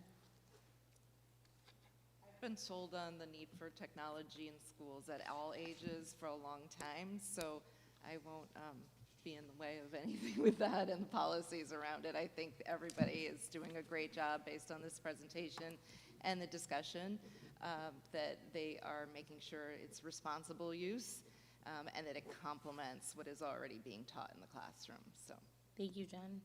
Gina, I know you kind of said it, but do you want to revisit this? Pretty much what I just said. I appreciate that you are, obviously aware of the time constraints that you need to implement so that it doesn't become just a free-for-all on the computer. And that's not what I thought you were doing, but I just didn't know if that was going to be something down the road that would require more time on the computer. Go ahead, you want to say something? Thank you. So like there's times where we're in direct instruction, they're on the rug and it's a whole class. So like there's a framework to a lesson, right? So like, oh, sorry. When you're introducing like, I'll give you a quick typical day, and I don't want to have time, but phonemic awareness, zero technology. Phonics, Wiley Blevins, it's whole class, blending lines, direct instruction, zero technology. If you call the smartboard technology, like we would have to, include that, because we're using the document camera for that. There is a digital component to Wiley Blevins where you could put on the digital form of the blending lines. And then with reading, it's like a teach point, and then they're off. If there's a center, that's only when the technology is used. It's for a small group or centers, but some days, like I said, that's not even in the plans for the day. So it depends on where you are in the unit and what sequence and what day you're on. Does that make sense? And like literacy is 90 minutes. And then, move to the afternoon or whenever it is in your schedule. Math, same thing. Depending on the content, we use illustrative math, so IM, there's number corner, that's a whole kindergarten thing, zero technology. In a math lesson, you start a whole class, it's direct instruction, whether it's a new concept or skill, modeling's involved. And then the only time where we use Dreambox, again, is if they're doing a small center. Does that make sense? So I just want to just look at a whole day. And I know this is one of those things, like, we know technology is part of life, but it is very alarming as a parent and educator because we all know the detriment. I think we've seen it, and like we just had kindergarten orientation, and we're always trying to educate families, like we talked about fine motor and executive functioning skills. That's something we're already talking about putting in open house to educate parents on. These are skills that are missing. Here's the gap, and we really need to rewind and teach them these basic and fundamental executive functioning skills because every year we have seen the detriment of that, the loss of those skills. So I do think that it's a conversation that should be continued and should be just kind of open conversation to be monitored. There's like you said, if you're looking at responsible use and safety, I think those guidelines are in place. But it is a part of, different lessons in what we do. So I think if that's to clarify, I just want to give you a snapshot of like a whole day. Where were you thinking like they're on, you know what I mean? Not that you were thinking that, but. Something that is enhancing what you're doing and not the whole picture. That would concern me if it was just going to be about, let's get on our Chromebooks now and let's start the day at 5 years old. I'd be very concerned, but that's not the case. Could you pass that mic back to? He's loud. Yeah, you just got to talk into the microphone. Is that if the conversation is going to be continued, there's going to be discussion around policies and stuff, and again, this is no judgment on either side, but there's a lot of discussion on what the school is doing, introducing with technology and kind of what teachers are doing. The other side to remember is we have students walking into the classroom with certain learning profiles that impact how they learn, the need for immediate gratification, their attention span, their behavior, that teachers are trying to be responsive to and deliver the curriculum. So they're constantly faced in little and big ways. I have this type of learner in front of me. My job is to educate them in these core competencies or literacy. I know by leveraging maybe some pieces of technology, I can maximize that with the learning profile of the learner in front of me. Balanced with that is the sensible use, right? We can't use it too much, we can't use it. So there's the conversations I've had with staff, and you can kind of hear this a little bit, it's not so much that we need to do more of technology, it's how can we leverage it effectively and minimize the detrimental nature of it, when probably for many kids, even if they're coming in a classroom at 5, probably from 2, 3, 4, that technology has been a core piece of their life for every minute outside of school.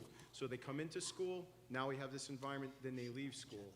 So staff is not just trying to introduce the new tech, it's how to leverage it in a smart way and teach kids the right habits while delivering the curriculum that they need to deliver in an effective way. So that's. Thank you. So to the board members, just let me know. So I'm guessing Jen and Gina, you guys are okay not to revisit it. It's okay if you guys want to. I just want to make sure we get it on the agenda. Expertise that's been displayed here. Melissa, do you want to revisit it and look at sample policy and continue the conversation? I mean, I think I want to thank all the time that was put into the presentation, and like I said, great insight to have these conversations and just a better understanding. I think my direction just with new information even got given tonight, with it using as a supportive tool.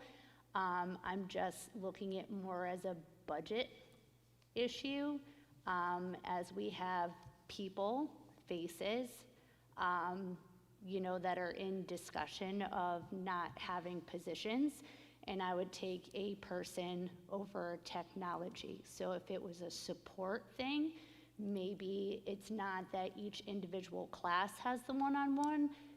Going back to rolling in a cart, maybe not ideal, but it is pretty tough with the budget. So that's just kind of where I am at the moment. We can revisit it, that's fine. But yeah, I think that's valid. Jess? I kind of agree with Melissa, especially with the one-on-one. But I do want to thank you guys for being mindful of the detriment that the technology causes. We appreciate you. Thank you. Peter, do you think if we revisit it, what should we bring to the table, or did you get the information you needed? I'm good. Cool. Yep. Okay. Thank you. Thank you. I have all the info I need, so I'm good. But we will revisit it, you know, just to continue the conversation since people saw things tonight. So more to come, but thank you, everyone, the teachers for being here, Lori for presenting, board members for contributing. We appreciate that. So you guys can all go home. You don't have to stay unless you want to hear about the next thing, a floor investigation report. Somebody wants to leave me a sweatshirt or a blanket. Oh, you're welcome.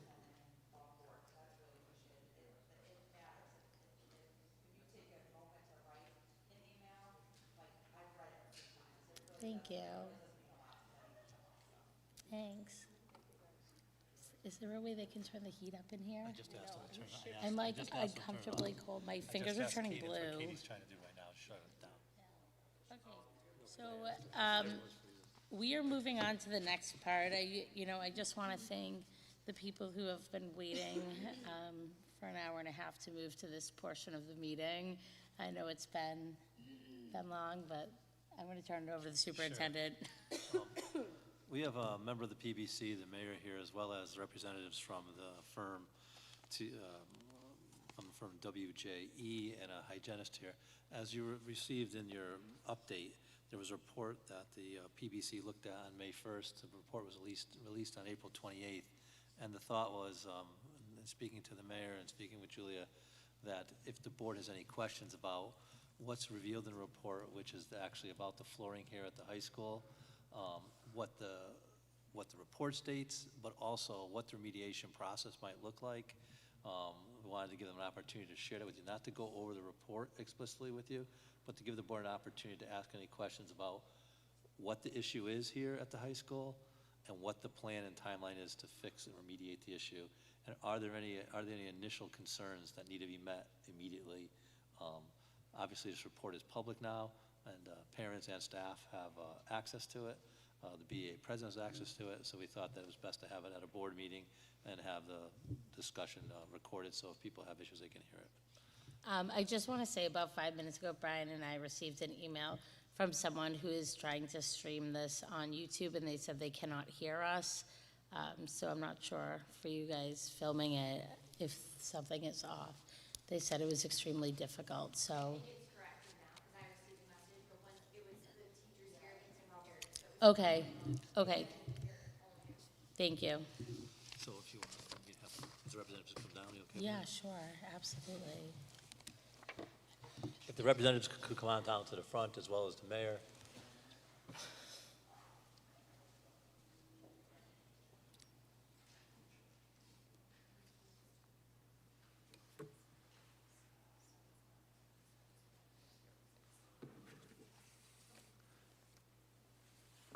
If you want to introduce who we have here this evening.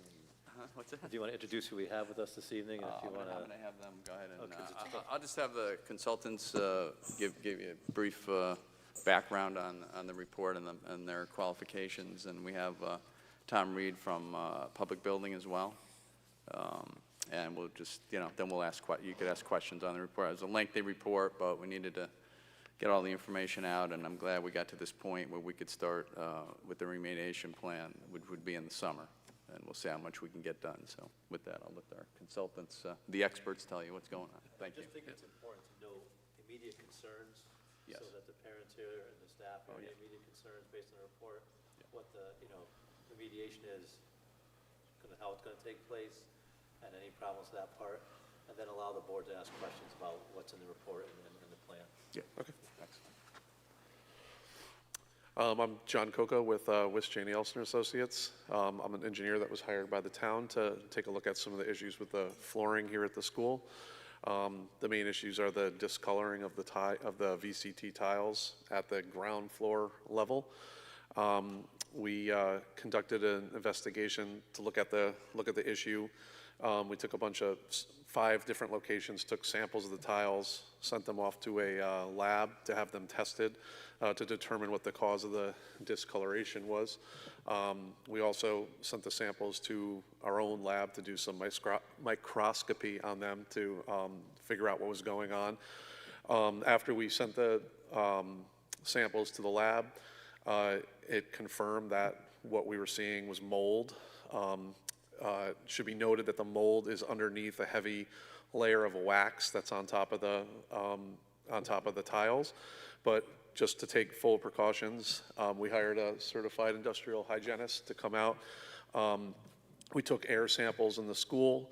There's no issues with airborne mold or anything to be concerned with the mold. It's trapped underneath the wax and it's not friable. The cause of the mold is likely a combination of the fact that the tiles are a plant-based tile that was used to get some funding, some LEED credits, if you're familiar with that process. So they're a plant-based tile. The mold that we're seeing is a plant-based mold, and there's an issue with moisture that's coming up through the slab. The existing ground level utilized the original slab from the building, and there's not a vapor barrier underneath it, so moisture from the ground is seeping up through the slab. And then you have these plant-based tiles, and there's an issue with mold. Again, non-friable, trapped under the wax, no airborne issues with it. As far as remediating it, there's like a two-step remediation process that we lay out in the report. The first step is at areas where we're already seeing discolored tiles. Those will be removed, cleaned, and then new tiles will be put down in a temporary fashion. And then the longer-term solution is to actually replace the VCT flooring in the areas where it's over the existing slab. And by removing the tiles, you're able to put a surface vapor barrier down, so it'll lock the moisture down in the slab so it can't come back up, and a new flooring will be put down. And in the report, we talk about doing that in a phased manner where, classrooms with problems can be done first, hallways with problems could be done first, and just kind of figure out a way to address the areas. So with that, I can take any questions that anyone may have.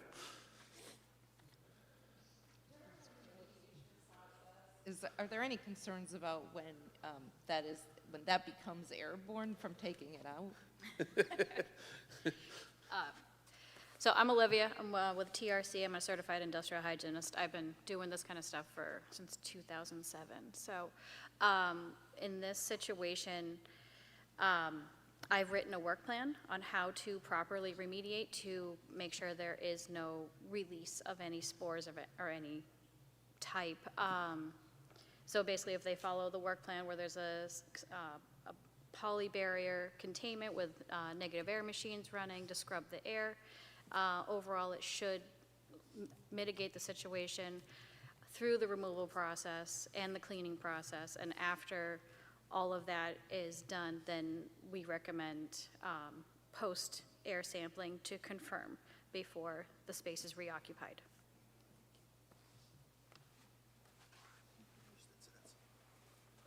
My name's Tom Reed. I'm with the Public Building Commission. I just want to add one thing.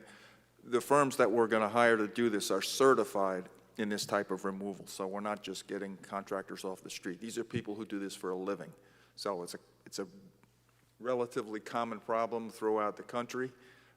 So there's a vast number of people who are prepared to do this professionally. So.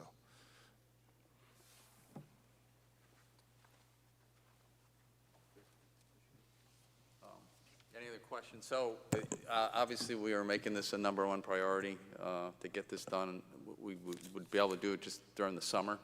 We obviously can't finish the whole school during the summer. The upper deck, I guess, right, from what I'm told, is not really an issue because it's not on the slab, it's upstairs. So we will probably end up replacing those tiles as well at some point, but that can be pushed off a little bit because that glue is not, the glue that unfortunately that was chosen, as was mentioned, was a green glue, for lack of a better term, and the manner of the material used attracts the moisture, which is why on the slab it's becoming, it's growing mold. And unfortunately, the company that made the glue is out of business, which should tell you something about the product, I guess. But so we're looking at, fairly expensive project. I mean, we're rough estimate, probably $500,000 to $1 million, which we'll have to come up with. But again, it's our priority to get this done, but again, there's no concern environmentally to anyone in the school, to staff or students, and we'll get it done as, you know, expeditiously as we can, so that's where we're at. Questions? Any other questions, folks? Miss anything, Brian? What do you think? No, I think you covered it. I just want to make sure the board's aware. It is already approved through the PBC, through the town. This is definitely moving forward. Yes. And I think as I know your name, the industrial hygienist said, because of what has to take place, this is not something you would be often, to answer your question, Jen, while school's in session. We would not be remediating this while school. It would be a summer project only with air quality testing after to ensure that there's no mold that's airborne. Am I correct in that? Correct. Just so parents, I just want to clarify that as parents. And Mr. Reed, as you said, you know, all these people are licensed, this is what they do.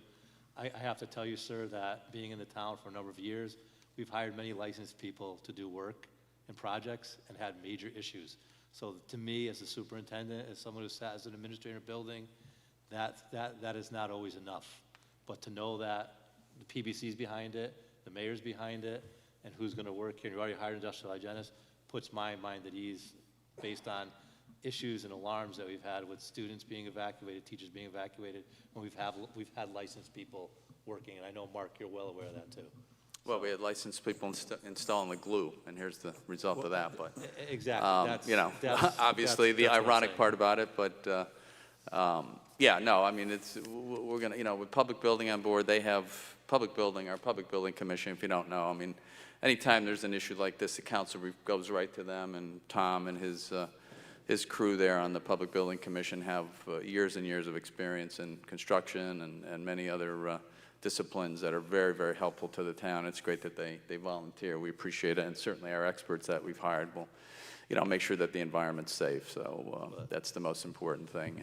And then we'll have to figure out a new flooring. I don't know if it's, we've discussed it at Public Building the other night, last week, about putting tiles back down again. May not be the best thing to do, so might be able to do polished concrete or something after everything is eradicated. So we can have that discussion going forward. There'll be some temporary replacement of the green tiles that are the worst. We'll start with those first, and we'll put some temporary tile down, and then we'll go from there on what we're going to do permanently, whatever superintendent Would and the that be a board thinks. discussion with the board, though, about, I know the buildings are the PVC, just being through a number of projects. Would that be a discussion about whether it's going to be polished concrete or replacement of tile? Would the board have input on that, or is that? Oh, absolutely, yeah, no, we'll work together and figure out what's the best thing to do with the public building, with our commission, with our, obviously with our experts and the council and the Board of Ed, whatever we think is the best way to go forward. I just don't want to, you know, although we will make sure the slab is sealed. I think there are some parts, if I remember some of the report, there were some parts when he, you know, our expert was doing the testing on it that were not sealed as they should have been during construction, as far as I remember. So we will make sure that is done before we put the temporary tiles back down. Is that right? Yeah. So, but to leave the tiles, again, I don't know if that's the smartest thing based upon what we just ran into, but we can cross that bridge when we come to it. So, anything to add? Did I miss anything? I don't think so. Okay, all right, great. So, thank you. Anything else, folks? We're good? I Questions? think we're good. Any other questions? All right, we'll be moving forward as fast as we Thank can. you so much. Thank you. Thank you for coming out. Thank you for waiting this long to get up there. Okay, so moving on to our facilities update. Ashley Dorsey will provide a facilities update. Ashley Dorsey is at a conference. yeah, so she's not Brian here. Benigni's going to provide the update here, so I apologize. HVAC update, the bid package for construction management firms for the HVAC projects at Griswold and Hubbard Elementary Schools was posted on April 29th and will close on May 13th. The bid packages for unit ventilators, replacement, and HVAC upgrades were posted on May 1st, will close on May 29th. A walkthrough for potential bidders was held at each building on May 9th. The fence installation for YMCA Player at Hubbard, this fenced area has to be moved, that's currently there, because that's where the chillers are gonna go, is tentatively scheduled for May 19th. The BHS flooring, you just heard an update on the BHA flooring, so you have that, even more current than what Ashley left me. BHS Pre-K, Ashley will be attending a town council meeting on May 20th to request the use of a one-call vendor list to make necessary site changes for a full-day pre-K program, which means it wouldn't go through the bid list.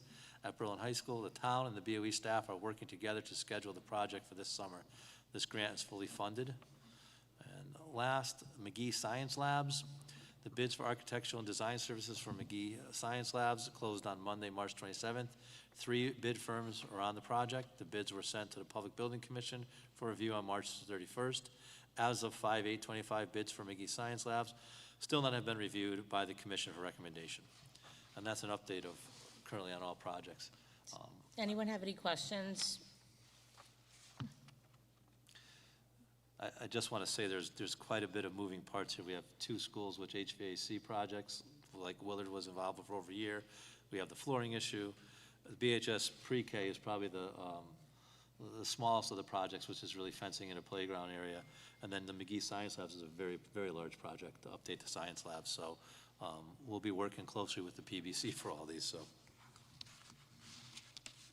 Any questions or comments before we move on? Okay.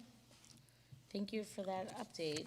Moving on to the next agenda item, the ESY program. So Linda Holian and Michelle Zoishner. Linda Holian and Michelle Zoishner. Good evening, Sorry. everyone. It's getting late.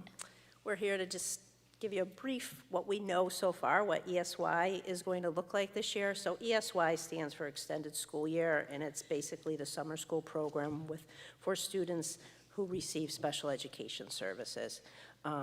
Currently, we have about 462 students that are receiving special education services.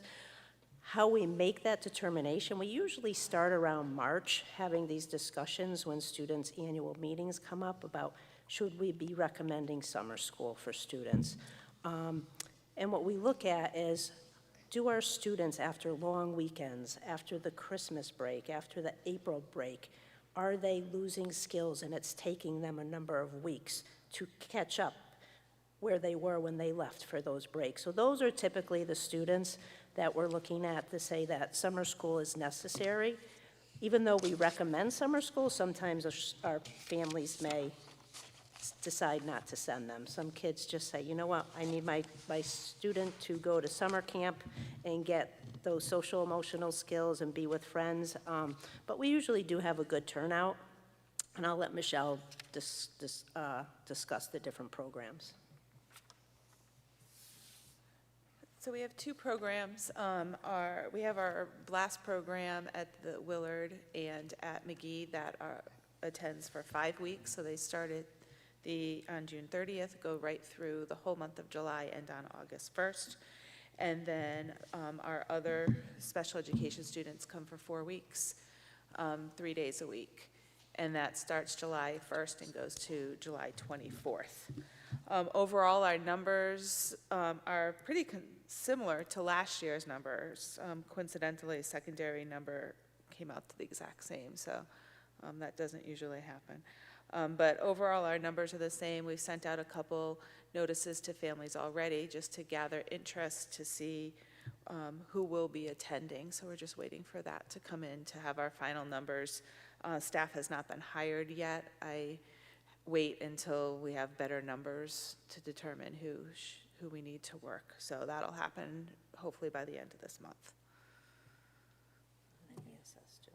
Oh, sorry about that. ESS also comes in and works with students over the summer, and there's approximately 37 students who are currently in the program who are also recommended to come in and work with the clinicians there. So again, we don't know who will be attending, but we have that in place for those students as well.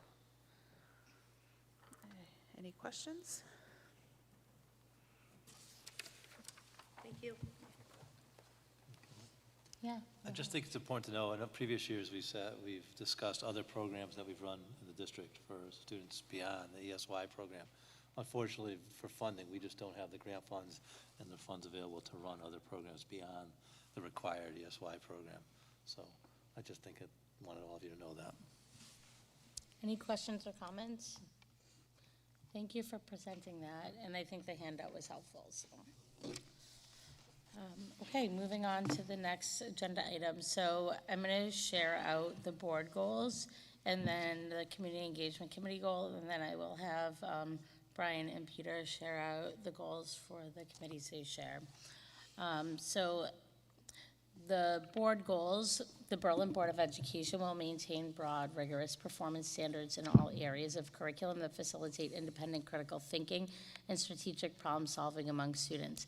Engage our community through effective communication, utilizing a multitude of means that reach all stakeholders, and develop and adopt a responsible fiscal annual budget, develop and maintain a 10-year capital plan encompassing both facility maintenance and technology equipment to ensure that the ever-changing education needs of students are met, and provide feedback and oversight to fiscal decisions. And these will be revisited at our next retreat, obviously, but these are goals. We haven't yet achieved all of them. We still have, areas where we can continue working on, but those are the overall board goals. For the Community Engagement Committee, continue to explore different ways to reach and engage the greater Berlin community, and that has come up, in our meetings, and we've discussed that, and we will continue to do so. So I will now turn it over to Brian DeLude to share the goals for the Curriculum Committee. Yeah, the goals of the Curriculum Committee remain unchanged in that it's to commit to building an organization that focuses on the learning of all members, resulting in the optimal growth of each student. And again, that's really with a lens towards making sure every student feels part of the school system, feels included, feels like that they too have an opportunity to maximize their learning. The second is integrate the vision of the graduate competencies into daily learning experiences outlined in the district curriculum. And again, that's just, really that more academic rigor and making sure that they have the daily learning experiences that at the end of their school experience will all come together for future success. And then last but not least, support the development of the social emotional well-being of all members of the school community. And again, this is one that I truly support, in that if people aren't feeling safe and or comfortable at school, then there's not a good learning environment, and that's not good for anybody. So I think these are still three very appropriate and worthwhile objectives for the Curriculum Committee. Thank you. Peter? Our goals also remain unchanged from last year. First is to review current budget process, including ongoing discussion with stakeholders, and make recommendations for changes and improvements as necessary. Coordinate with the town on capital building and site budgeting to support effective long-range planning, and review the financial impact of the district's plan development and strategies for recruiting and retaining high-quality educators and staff. So are there any comments or questions regarding the committee objectives for 2025-2026? Okay. Moving on to the second reading and adoption of 5 policies. And then we have the first reading of student dress, because I believe that was left out of the last one. Okay, so just to clarify, last meeting, one of the policies just wasn't included. It was by accident, so that is now the first reading. So before we get into discussing the policies or any questions or comments, because we went over it all in our last meeting in depth, do we have a motion for consideration? I'll move that the board adopt the recommended revisions to policies 1160 and 1250 as presented. Repeal current policy number 5131.911 and adopt the new state mandated policy number 5131.911 as presented, and adopt new policy number 5131.93 as presented. Do we have a second? So the motion made by Peter, the second made by Jen. Just so you guys are aware, policy 1160 is school security and safety. Policy 1250 is visitors and observations in the schools. Policy 5131.911 is the old bullying prevention and intervention. That's a repeal. Policy 5131.911, that's the new Connecticut school climate policy that's state mandated. and another new policy, 5131.93, restorative practices response policy. So any questions, comments, discussion?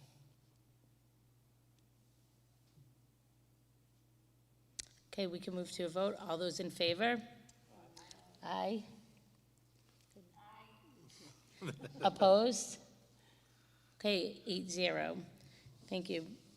Moving on to the next one is the policy review revision first reading for policy 5132, student dress. So we discussed this at our last meeting, and it was presented before the ad hoc committee.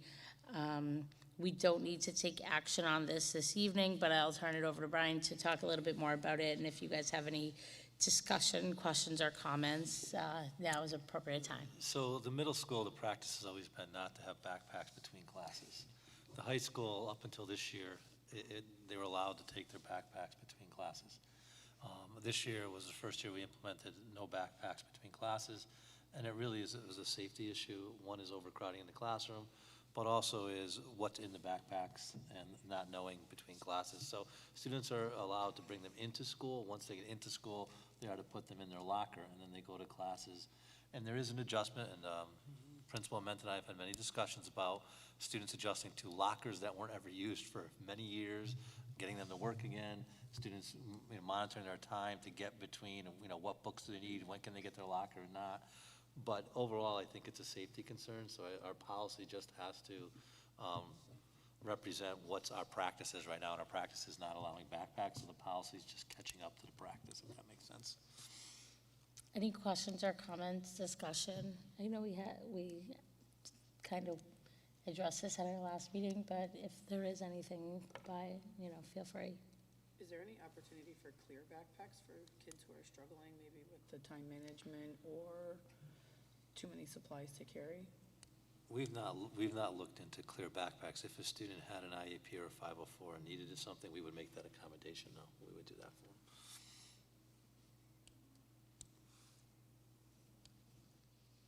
Any questions or comments?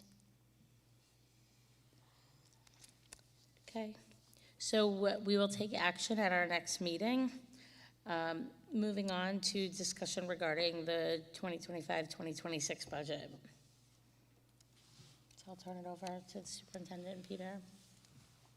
Do you want me to start? Do you like to start? So after the Board of Finance met and remained the budget at 4% plus the $215,000 for our new reading program, Wisdom. That's being added to the budget outside of the operational budget. That then went to the town council. Town council voted to reduce the budget by $50,000. Based on that, the F&O committee met from the board as well as other board members that attended and looked to what our reductions would be for that $50,000. And to reduce that $50,000 brings us from 4.0 to a 3.9% increase. In conversations with the mayor that the board chair and I had with a second referendum, if the number of voters come out and vote that the budget is too low, he has assured us multiple times that he would put $50,000 back into the budget or increase the budget, as he said. So the hope is that we get the $50,000 back into the budget, but based on the second referendum. If that does not take place, we're planning on implementing a parking fee at the high school. There's roughly 200 students that park at the high school. We're estimating that it's around 200. It would be $100 for the year to park at the high school. And the rationale behind it is all students are provided either a bus that can take them to school. So looking at it through a lens of parking is a privilege, it's not a necessity. We know that students would rather drive their cars, but it's a $100 fee. It's very much aligned to many of the districts around us. And the other $30,000 would come from reductions in outplacement fund. We reduce that even further, and as well as hopefully transportation would come under, and that would hopefully shore up to $30,000. So that's how we're planning to balance the budget if that $50,000 stays in place and that reduction there. Peter, I don't know if I missed anything. No, you pretty much covered it, yeah. Are there any questions or comments from the board?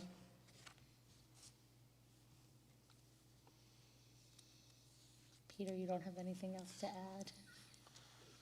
That's fine, you don't have to. No, I Okay, don't that's have that fine. much to add. I'll just add that, the pay for parking is just a minor decision, and it's kind of, we elected to move in that direction. One, to generate some revenue to close that gap, but additionally, as a bit of a segue into addressing our transportation costs and bus usage, as we had discussed at length in a prior meeting. Additionally, I'll just reiterate what Mr. Benigni said. I hope that people come out to vote. The turnout this year was pretty poor. I think it was about 4-ish%. So we will see. Thank you. Anyone from the board before we move on? I'm happy to see that direct services aren't being cut. I mean, I see the logic with that. It's just unfortunate we're at this point with less than 5% of the public voting. And to that end, I do have to ask at some point, where are we held accountable to make sure that the public knows what it is that we're thinking so that they can make an informed choice when they go to the referendum or be encouraged to go to the referendum? I would say, I think at some point we do have an obligation to sort of, We're not allowed to. By law, we can't. we can't communicate what's being cut. There's very, very strict laws in place in Connecticut about what we can and cannot communicate and how we can. That's why. Could that be communicated so that we don't get tasked or We sort haven't of voted. charged with being silent? So we haven't voted or taken action, so until the budget is set, like, this board has not voted on those items. Any of it can change. Brian, do you want to answer it more? So what happens is, once the referendum is set, no public funds can be used to communicate with the public. So there was one year when I just sent out a reminder to parents. I could have been held personally liable because I used the email system that tax dollars paid for. So what can happen, Brian, is if personal emails, parent group, PTO, boosters, things that were not generated, they were self-generated, those can go out and things can be sent out. We can draft a list, but we can't send it. It has to go out through other means. So even if we were to use school funds, let's say, not that we have the citizen, let's say the Herald, to put it in the Herald even, we couldn't do that because we're using taxpayer dollars to put something out. Even it's just as much as a reminder about the referendum, we can't say. But we've brought our attorneys in, and I know last year we discussed this too as a board, but even as individual board members, we have to be very intentional on how we are. That's why I don't post it on my personal Facebook page. I could say as a member of Berlin, XYZ, but it's still, our lawyers take a more conservative approach and say, like, that's too risky. So, after hearing from them and, learning about this more over the years, we've always had parent groups that, PTOs, other groups that have gotten the word out, but it is not the job of the board. We could be personally liable, so. Before the town council and the Board of Finance vote, we can put anything out we want. Which we did. Once they set the referendum, but we'd have to be that ahead of the number. So if you think about the second referendum, it was one day and then the next day. So it was Board of Finance, then town council. There was such a small window, it was set again. Does that make sense? They don't give us there's not much opportunity to get the word out. And we've spoken to our attorneys multiple times, my predecessor and myself, about what we could do. And the biggest advocate has been the parent group, because it's not taxpayer dollars that send out the messages. Okay. But even parent groups, they could also get fined and be held liable if they're considered a PAC, so a political action committee. So there's just a lot of parameters around it. So I don't disagree about getting the word out, but I think that we are all very limited in how we can do it. And that's why, even when I first got on the board, there was a parent group, and they were meeting up at Central Pizza to, get the word out, and it was really effective. So I think the community, comes together and finds different ways, but we sitting here at the table currently, can't say anything. And we also need to be mindful in how we are putting it on social media, so on and so forth. Any other questions about that? Just a point of clarification. The Yeah. board itself cannot advocate for a referenda one way or the other due to Connecticut state election enforcement law. But as individuals, Right. the individual can advocate. If an individual board member wishes to go to their neighbor and say X or Y, they're more than welcome to do that and to advocate in their own way, as long as you're not using taxpayer-funded equipment, i.e. sending from your school email. I think that the description comes over a little bit too restrictive and punitive and leaves the message that we can't say anything. Board members can certainly go out into the community and advocate for a certain thing, and with the note that they are speaking as an individual board member and not on behalf of the entirety of the board. We as individuals, we are not required by law to sit in silence for a referenda. Same with council persons or the mayor. They have the same right to do that so long as it's not over taxpayer-funded equipment. And so, No, I agree. I believe I said that. I just stated personally, I don't do certain things because of our law firm, but as a board collectively, we cannot, but as individuals, you guys can. It just has to be prefaced that way, so. And as a superintendent, as a paid employee, going to PTO meetings, going to parent groups, I'm allowed to do that also. I just can't use any taxpayer dollars to put information out, even if it's just a general, like I said, even just to say, reminder, referendum on the state, and don't even say how to vote, and that's not allowed. Yeah, I think as a board, we should be showcasing some of the really great things that we do, not just at this meeting, but outwardly more. Because at the end of the day, that is what's going to be what people look at when they go out and vote.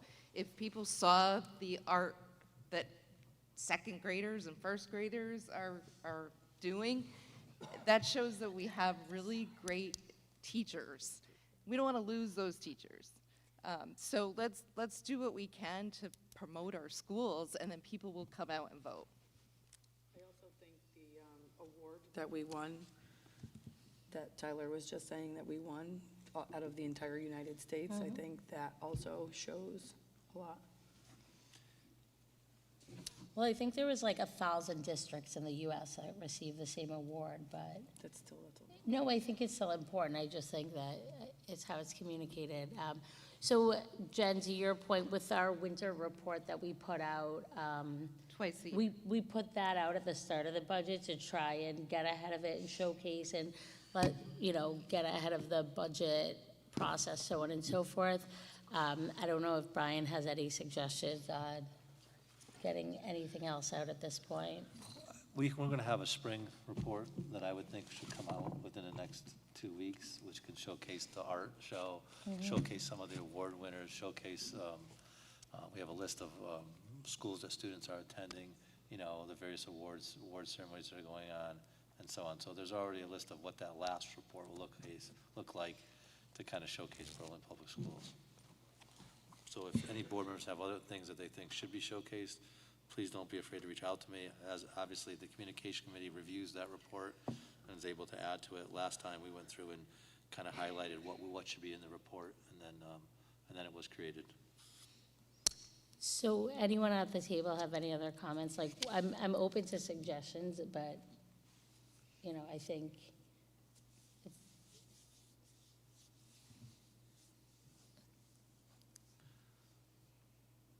Jen, do you have any other suggestions, like, other than what Brian had just said?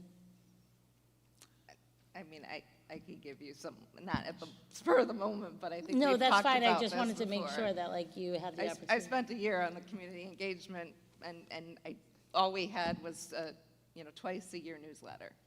No, after that. it's. So I'd like to see more, yes. Yeah, absolutely.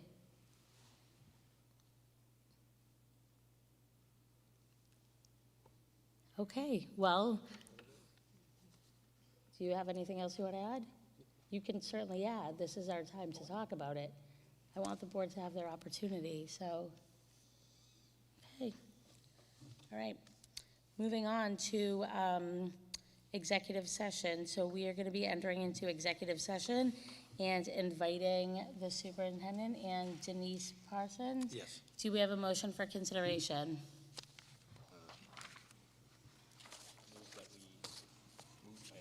We go to executive session and invite Brian and Denise. Do we have a second? Second by who? All those in favor? Thank you, everyone. Did Vanessa vote? Did you guys at the end vote to go into executive?